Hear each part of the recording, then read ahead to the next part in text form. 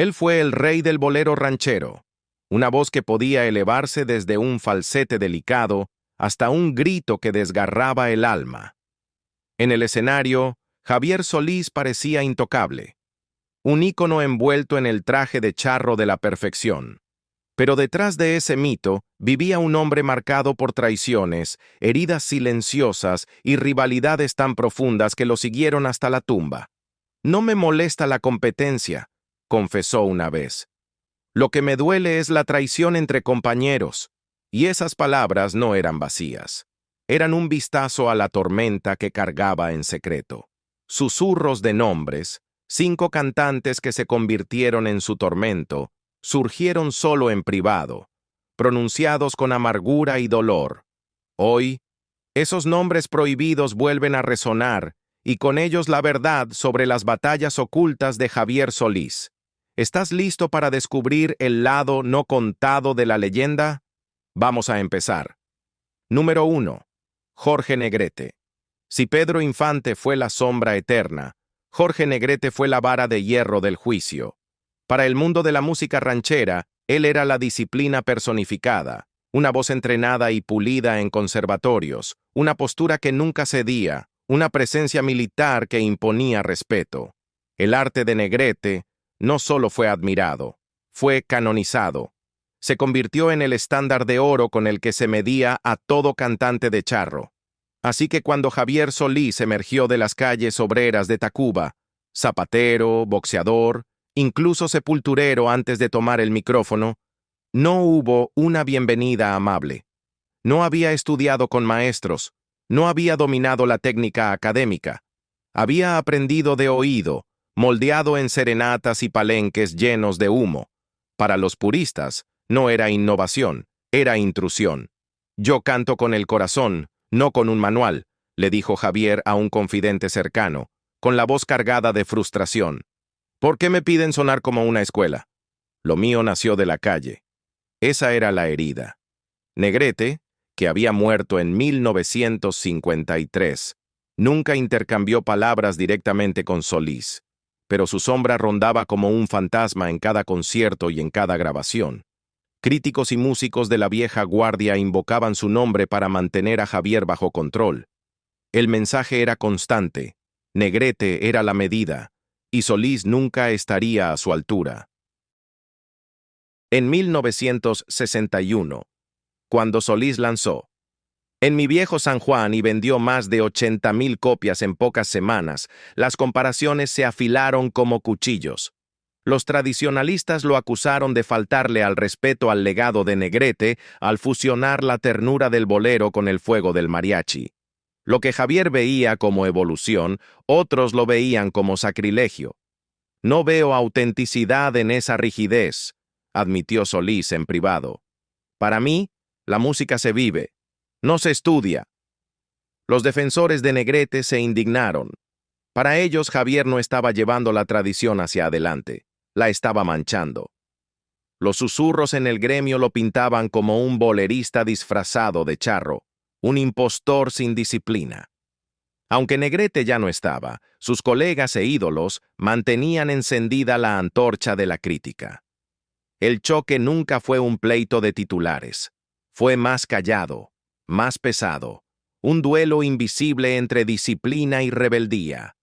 Negrete simbolizaba la tradición que nunca cedía. Solís encarnaba la innovación que buscaba oxígeno. ¿Respondió alguna vez Jorge Negrete? No directamente. La muerte había sellado sus labios años antes del ascenso de Javier. Pero la rigidez de su imagen, intocable, heroica, académica, fue respuesta suficiente. Cada crítico que descalificaba a Solís en nombre de Negrete hablaba en su lugar. Cada artículo que lo llamaba bolerista disfrazado de charro se sentía como un veredicto dictado desde la tumba. Para Javier no era odio hacia el hombre. Admiraba el arte de Negrete. Lo que resentía era la jaula de su legado, el recordatorio constante de que nunca sería aceptado como heredero legítimo de la ranchera. Ese fantasma siempre lo perseguía, recordó un amigo. No era odio, sino una herida que nunca cerró. ¿Y terminó alguna vez la rivalidad? El tiempo suele suavizar los bordes, pero en este caso los congeló. Javier murió en 1966, con solo 34 años, sintiéndose aún un forastero. Negrete quedó intocable, embalsamado en estatuas y celuloide. Hoy, sus nombres se invocan juntos menos como enemigos y más como símbolos de dos visiones irreconciliables de la canción mexicana: tradición contra innovación, academia contra calle, rigidez contra alma. Número 2. Pedro Vargas. Pedro Vargas no solo cantaba boleros, los encarnaba. El tenor de las Américas era la elegancia personificada, con una voz entrenada, afilada como el acero, y una dicción tan pulida que podía resonar en los salones más grandiosos del continente. Para cuando Javier Solís luchaba por abrirse camino en el escenario, Vargas ya era una institución, venerado como un monumento. Solís, en cambio, estaba hecho de un tejido más áspero. Había sido zapatero, boxeador e incluso sepulturero antes de que el destino le diera un micrófono, sin formación en conservatorio, sin maestros corrigiendo sus vocales. Su voz se formó en serenatas, carpas y cantinas, cruda, instintiva, llena de heridas que sangraban en cada nota. El choque era inevitable. Cuando Solís firmó con Columbia en 1956 y comenzó a grabar boleros rancheros, los críticos inmediatamente lo situaron a la sombra de Vargas. «El nuevo Vargas», declaraban los periódicos. Lo que se pretendía como halago, Solís lo tomó como insulto. «No quiero ser el sucesor de nadie», murmuraba en privado. «Quiero ser la voz de un tiempo nuevo». Para Vargas, el muchacho nuevo era un cantante de moda, popular, sí, pero carente de la disciplina de un intérprete formado. «Es una novedad sin técnica», supuestamente comentó a sus colegas en el estudio, poco impresionado por la entrega emocional de Solís. Para un hombre que había construido su carrera sobre la precisión académica, la idea de mezclar el dolor de la ranchera con la elegancia del bolero era poco menos que un sacrilegio. Solís nunca respondió directamente, pero la herida era real. «Yo no soy moda», dijo en confianza. «Soy la voz de aquellos que no tienen escuela, solo heridas para cantar». Esa frase se convirtió en un credo silencioso, un escudo contra un establecimiento que parecía decidido a mantenerlo fuera. Sus mundos chocaron con más fuerza en las giras compartidas. Vargas llegaba en smoking, cantando a Agustín Lara con una pequeña orquesta. Solís salía en traje de charro, acompañado de mariachi, derramando desgarro en Mi viejo San Juan. Dos Méxicos distintos, lado a lado. El público dividía sus lealtades, los jóvenes atraídos por la frescura de Solís, los mayores aferrados a la disciplina de Vargas. Para 1964, la tensión era innegable. En el Teatro Blanquita, Vargas interpretó un bolero con impecable elegancia. Solís lo siguió con En mi viejo San Juan, y la multitud estalló en una ovación de pie. Vargas salió del camerino sin decir palabra. Cuando Javier lo supo, murmuró entre dientes: «Él no ve evolución, solo traición». La rivalidad nunca fue pública, nunca gritada en titulares, pero quienes trabajaron con ellos hablaban del frío en el aire, de un silencio más pesado que los insultos. «Nunca pelearon», dijo un músico, «pero tampoco nunca se abrazaron». ¿Terminó la rivalidad? El tiempo, como siempre, difuminó los bordes. Solís murió joven en 1966, todavía cargando con la espina del desprecio de Vargas. Vargas vivió, pulido y venerado, guardián de la vieja escuela que nunca se inclinó ante los sonidos híbridos que Javier se atrevió a crear. Hoy, sus nombres se sientan lado a lado en la historia de la música mexicana, no como amigos, sino como símbolos de una guerra mayor. Tradición contra innovación, academia contra calle, elegancia contra dolor. Vargas sigue siendo el monumento del bolero, Solís, su corazón roto. Número 3. José Alfredo Jiménez. Con José Alfredo Jiménez, la historia nunca fue sencilla. En la superficie eran camaradas, compartiendo escenarios, fiestas nocturnas y borracheras históricas que se convirtieron en parte del folclore de la música mexicana. Pero bajo esa camaradería había una grieta que solo se hacía más profunda con el tiempo. Jiménez era el poeta del pueblo, no necesitaba formación ni teoría. Sin estudios musicales, escribió más de 1000 canciones, letras que parecían haber sido vertidas directamente de una botella de tequila sobre una servilleta. Sus versos llevaban la rudeza de las cantinas y la nostalgia de los amaneceres rotos. Solís, en cambio, no era escritor. Era intérprete, y uno magistral. Su don era la voz misma, capaz de elevarse en un falsete aterciopelado o caer en un grito desgarrador que dejaba al público en silencio. Donde Jiménez creaba, Solís transformaba. Y esa diferencia, creador contra intérprete, era la línea de falla. Todo comenzó en silencio. En 1964, Solís grabó Si Dios me quita la vida. El sencillo vendió más de 100,000 copias en cuestión de meses. Aunque Jiménez no lo había escrito, los críticos lo compararon de inmediato con sus rancheras. Algunos aclamaron a Solís como un intérprete fresco. Otros lo descartaron de plano, diciendo que sin plumas como las de Jiménez, Solís nunca habría tenido una voz digna de escucharse. Ese murmullo dolió. Javier envidiaba la capacidad de José Alfredo para garabatear himnos en una cantina y verlos cantados en todo el país al día siguiente. Jiménez, por su parte, miraba a Solís con una mezcla de asombro e irritación. Ahí estaba un cantante capaz de tomar cualquier canción, incluso las que él mismo había desechado, y convertirla en oro. Su rivalidad se deslizó hacia las palabras. En una reunión nocturna en Garibaldi, después de demasiadas copas, Jiménez arrastró una frase que aún resuena. Cantar sin componer es como beber sin brindar. Quienes estaban presentes dijeron que Javier se puso rígido, con la mirada oscura. Para él no fue solo una broma de borracho. Fue una acusación, que estaba incompleto, un hombre apoyado en el genio de otros. Solís cargó la herida en silencio. Nunca atacó a Jiménez en público, pero en privado hervía. «No quiero ser su sombra, quiero ser su rival», dijo a sus familiares, negándose a incluir canciones de Jiménez en su repertorio. Con los amigos fue aún más duro.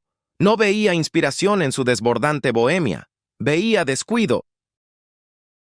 En el escenario, la tensión era eléctrica.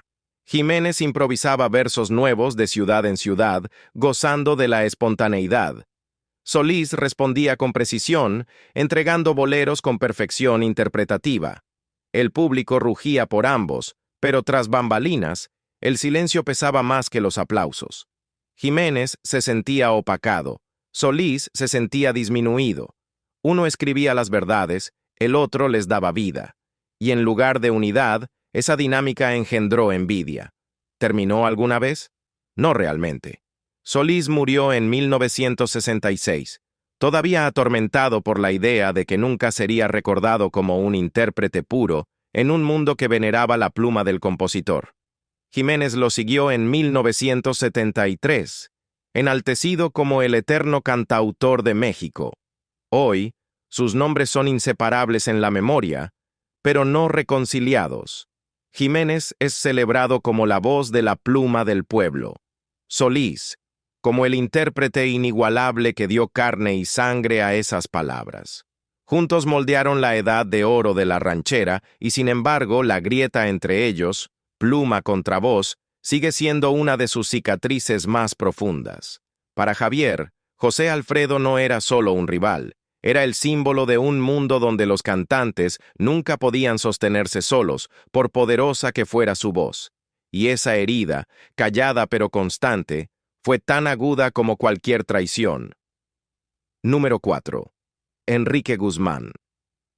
En los años 60, Javier Solís estaba en la cima de su carrera.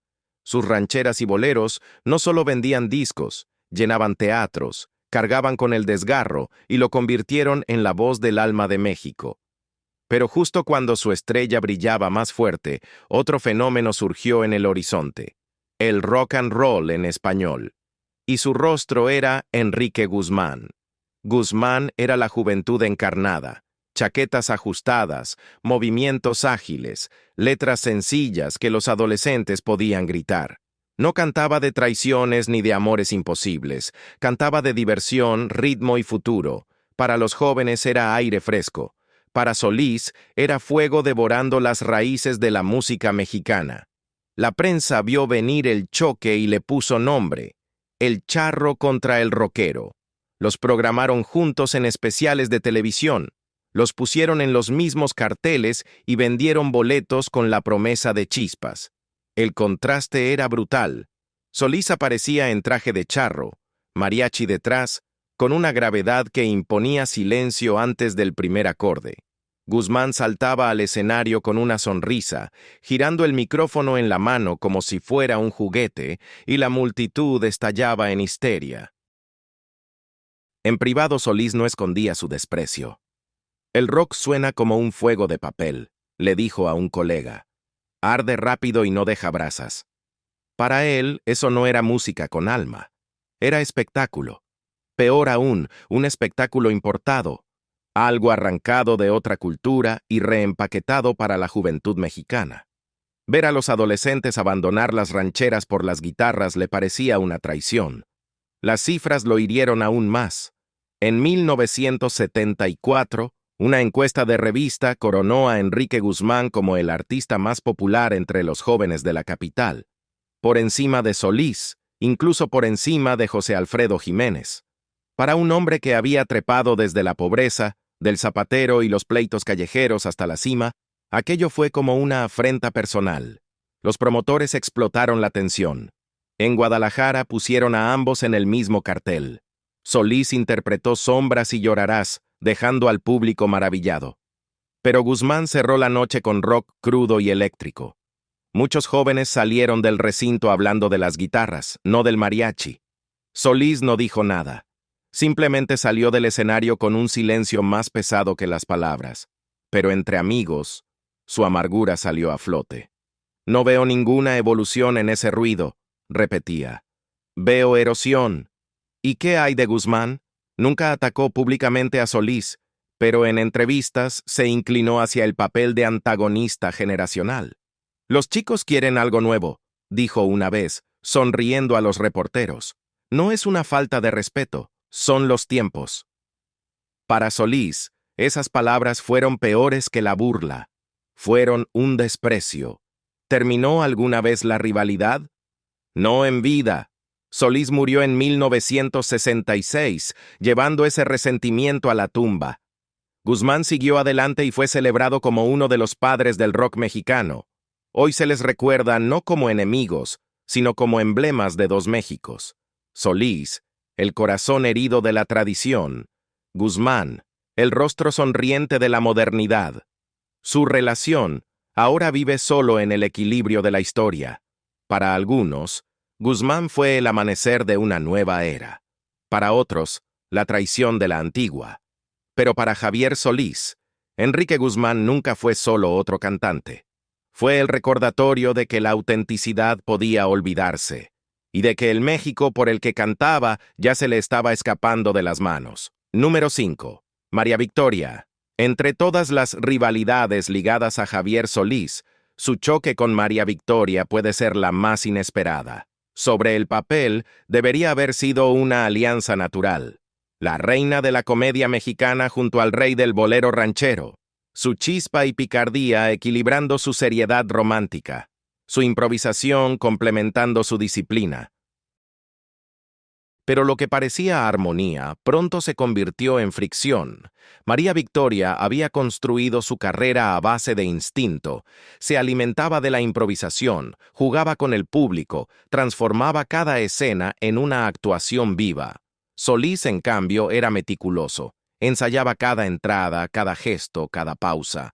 Abordaba el cine de la misma manera que abordaba su música, como un ritual.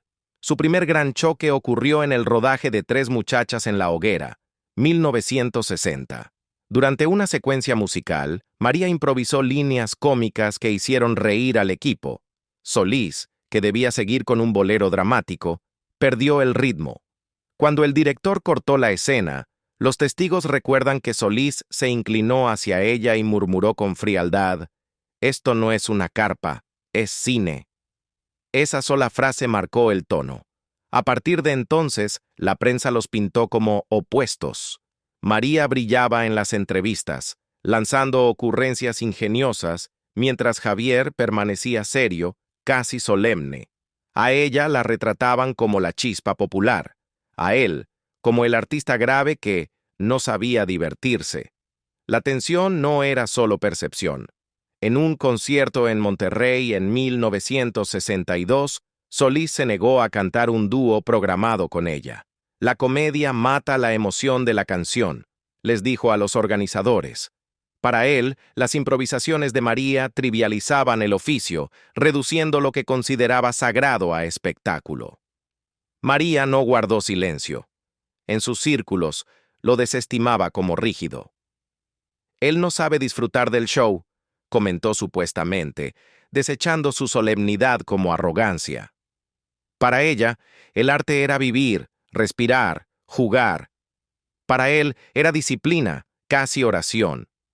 Con el tiempo, la distancia profesional se endureció en algo más frío. Continuaron trabajando juntos, pero la calidez se había ido. En pantalla parecían cómplices. Fuera de ella, el silencio entre ambos era lo bastante cortante como para herir.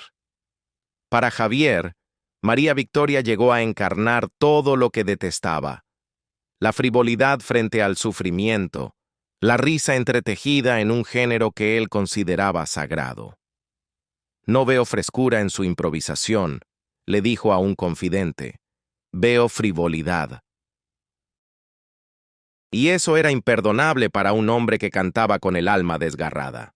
Solís murió en 1966, aún irritado con colegas que borraban la línea entre arte y entretenimiento. María Victoria lo sobrevivió, llevando su propio legado de comedia, canción y televisión. Hoy se les recuerda juntos principalmente por las películas que compartieron, pero rara vez por amistad. Su relación vive como una paradoja: dos íconos unidos por el celuloide, pero separados por la filosofía. Para María, el arte era alegría. Para Javier, era herida. Y entre esas dos visiones, nunca fue posible una reconciliación. Al final, los 5 nombres que Javier Solís cargó en silencio fueron más que rivales. Fueron símbolos de batallas sobre la tradición, la autenticidad y el futuro de la música mexicana. Cada enfrentamiento reveló una parte del hombre detrás del traje de charro. Orgulloso, herido e incapaz de comprometer lo que él creía que la música debía ser. Sus rencores nunca estallaron en un escándalo público, pero dejaron cicatrices que aún resuenan en su legado. ¿Cuál de estas 5 rivalidades crees que fue la más profunda y por qué? Comparte tu opinión en los comentarios. Y no olvides darle like a este video y suscribirte para más historias sobre las verdades ocultas y los conflictos secretos detrás de las más grandes leyendas de la música latina.